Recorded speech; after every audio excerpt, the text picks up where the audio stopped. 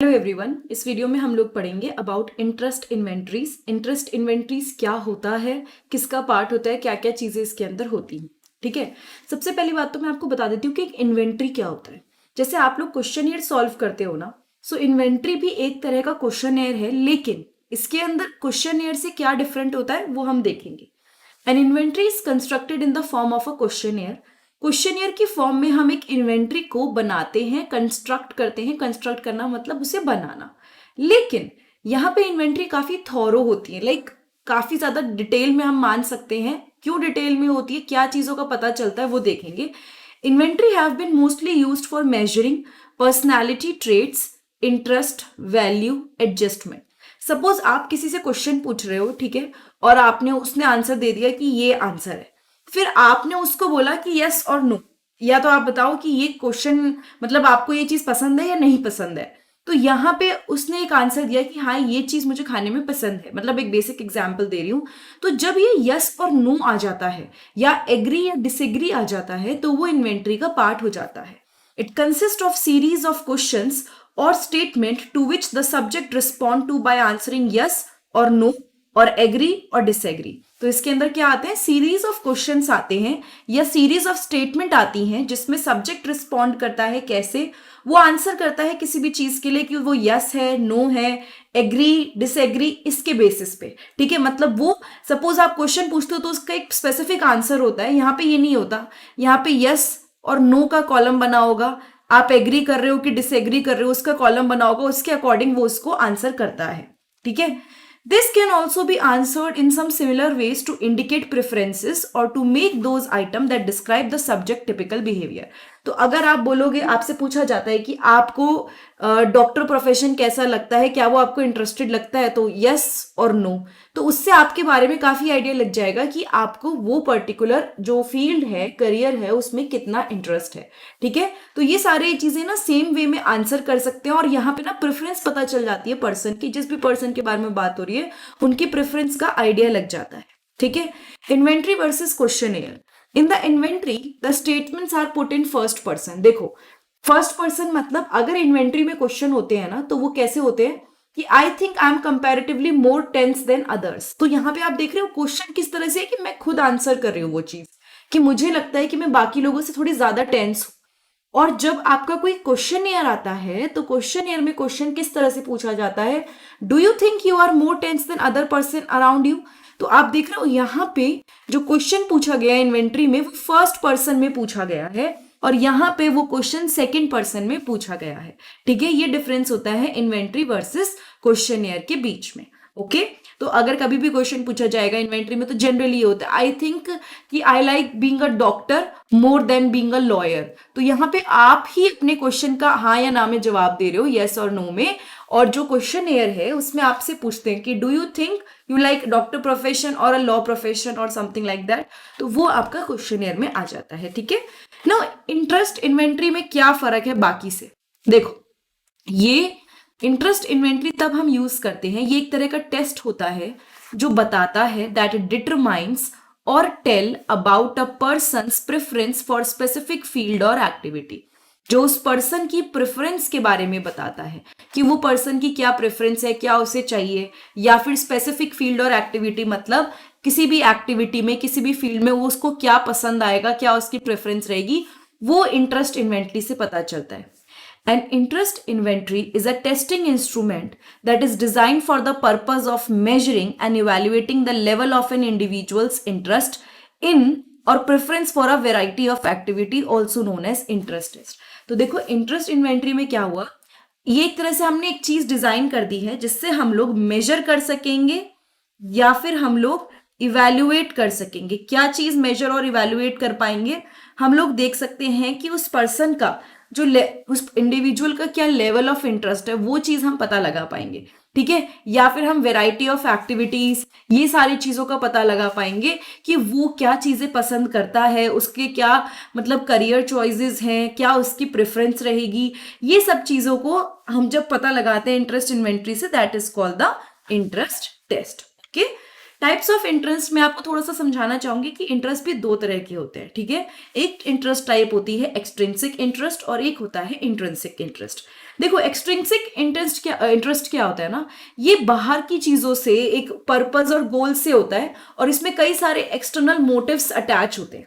देखो मतलब सिंपल से कोई चीज आपको किसी ने बोली यार ये बहुत इंटरेस्टिंग गेम है, चलो ये खेलते हैं, तो आपका इंटरेस्ट जगेगा थोड़े टाइम के लिए, ठीक है। अच्छा डीप डाउन आपको पता होता है कि मेरे को पर्सनली इस पर्टिकुलर गेम की जगह ये दूसरा गेम है जो बचपन से बहुत अच्छा लगता है, पता नहीं क्यों अपने आप ही वो खेलने का मन करता है। तो यहाँ पे एक हो गया जब आपके दोस्तों ने बोला कि ये गेम खेलते हैं, और एक हो गया जब आपने खुद डिसाइड किया क्योंकि आपको उस चीज में इंटरेस्ट है। तो वहां पे फर्क आपको देखना मिलता है एक्सट्रिंसिक और इंट्रिंसिक का।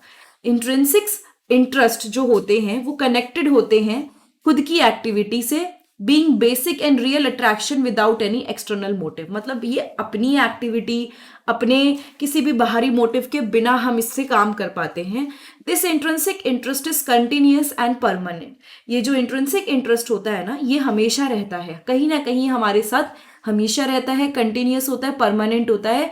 अगर हमारा गोल मतलब हमने रीच कर लिया तब भी ये हमारे साथ रहेगा, ठीक है। मतलब सपोज हमने कोई चीज अचीव कर ली तब भी हमारे साथ वो इंटरेस्ट। सपोज एक नॉर्मल एग्जांपल देती हूँ, किसी को बुक पढ़ना बहुत पसंद है, तो ऐसा नहीं है कि वो बुक पढ़ना बस खत्म हो गया उसका, उसकी पढ़ाई के साथ नहीं, हो सकता है वो और बुक्स पढ़ें, वो एक्स्ट्रा नॉलेज गेन करने की कोशिश करें। तो वो एक इंटरेस्ट है जो लाइफ टाइम रहता है। किसी किसी को मूवीज देखने का बहुत इंटरेस्ट होता है, तो उसको आप किसी की मोटिवेशन की जरूरत नहीं पड़ेगी, वो अपने आप उस चीज को देख लेंगे, है ना। तो ये वाला जो इंटरेस्ट है ये इंट्रिंसिक है, लॉन्ग टाइम के लिए रहता है। The extrinsic interest dies as soon as the goal is reached. Extrinsic जो इंटरेस्ट होता है वो खत्म हो जाता है जैसे ही गोल रीच करता है कोई भी पर्सन, तो ये अपने आप खत्म हो जाता है। मतलब ये लॉन्ग टर्म के लिए नहीं होता। अच्छा किसी किसी में हो भी सकता है, बट मोस्टली इंट्रिंसिक जो है इंटरेस्ट वो लॉन्ग टर्म के लिए रहता है, ठीक है। अब ये इंटरेस्ट इन्वेंट्रीज जब हम बनाते हैं, ठीक है, जिसमें लोग यस नो एग्री डिसएग्री या किसी भी तरह से, वैसे इसके अलग अलग टेस्ट हैं, 3 काफी फेमस टेस्ट हैं, बट अगर हम बात करें इसकी भी कुछ लिमिटेशंस है। मतलब ये नहीं है कि ये भी एकदम परफेक्ट रिजल्ट देगा किसी के बारे में, किसी की करियर चॉइसेस के बारे में। Some of the test reveal ability rather than interest, some test are not fully valid और रिलायबल। सिंपल लैंग्वेज में अगर मैं समझाऊं, कुछ टेस्ट ऐसे होते हैं जो आप उन पर रिलाय नहीं कर सकते हो। आप करियर चॉइस में कई बार वो इंटरेस्ट से ज्यादा ना लोग ये देखते हैं कि मैं शायद ये काम कर सकता हूं, तो मैं इस पर टिक कर देता हूं चाहे मुझे इंटरेस्ट है कि नहीं। तो वो एक चीज होती है जब आप कह सकते हो कि टेस्ट पे आप भरोसा नहीं कर सकते हो, it is not fully valid और reliable. The interest revealed may not remain permanent. जो इंटरेस्ट रिवील किसी ने बोला है उस टाइम पे शायद वो परमानेंट ना रहे। और दूसरी चीज, एक और चीज होती है कि इंटरेस्ट ना कई बार कल्टीवेट करते हैं लोग, यानी कि वो खुद हम बनाते हैं इंटरेस्ट को, ठीक है। At the time of testing a particular interest may not have developed fully but it may developed afterward। यानी कि जब हम लोग इंटरेस्ट की बात करते हैं तो हो सकता है वो पहले डेवलप नहीं हुआ, लेकिन वो बाद में आफ्टरवर्ड वो डेवलप हो जाए। That is one of the possibility. The accuracy of the report is still a problem, some people do not reveal facts. यानी कई लोग फैक्ट्स को रिवील नहीं करते हैं, वो सारी डिटेल नहीं देते हैं। The questions in the inventories deal with certain types of activities and not all these lead to clear-cut vocations। देखो इन्वेंट्रीज के अंदर जो क्वेश्चंस होते हैं ना, उसमें एक्टिविटीज के बारे में तो बात होती है, लेकिन ऐसा नहीं होता कि वो एक्टिविटीज के थ्रू आप किसी क्लियर कट ऑक्यूपेशन की तरफ बढ़ जाओ। वो सिर्फ इंटरेस्ट के बारे में ही बता पाते हैं, वो ऑक्यूपेशन तक तो हम पहुंचते ही नहीं है, ठीक है। N occupation is not one interest but a combination of activities और इंटरेस्ट। कोई जॉब जब करता है ना तो उसकी जॉब्स के बहुत सारी चीजें होती हैं, अच्छे पॉइंट्स भी होते हैं, बुरे पॉइंट्स भी होते हैं। तो जॉब या occupation is basically a combination of activities और इंटरेस्ट। मतलब वो एक्टिविटीज एंड इंटरेस्ट का कॉम्बिनेशन है एक जॉब। तो ऐसा नहीं है कि वो इंटरेस्ट जो इन्वेंट्री है उसने एकदम जॉब की तरफ इशारा कर दिया, क्योंकि उसमें केवल इंटरेस्ट थोड़े बहुत पता चल पाते हैं, ठीक है। अगर आप किसी को इन्वेंट्री देते हो तो क्या क्या गाइडलाइंस हैं जिसका आपको ध्यान रखना है। टीचर को बहुत अच्छे से समझाना है प्रिंटेड इंस्ट्रक्शंस। पहले आप अच्छे से समझाओगे कि देखो ये इंस्ट्रक्शंस है, इस तरह से फॉलो करो। The teacher should make it clear to the learner that the data will be kept confidential। Teacher को ये क्लियर रखना चाहिए लर्नर्स के साथ कि डाटा जो है वो कॉन्फिडेंशियल रखा जाएगा। The teacher should remove doubts if any regarding the manner of filling the inventory or the questionnaire।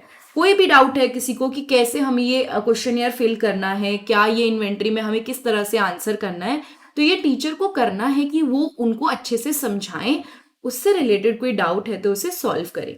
The teacher should take all other timely precautions for preparing a state of mind conductive to response. मतलब क्या करना है, आपको ध्यान रखना है कि बच्चे को या जो भी पर्सन है जो ये टेस्ट दे रहा है, आप उसको प्रिपेयर करोगे और आप टाइमली हर चीज का ध्यान रखोगे कि वो अपने आप को आंसर देने के लिए तैयार कर पाए।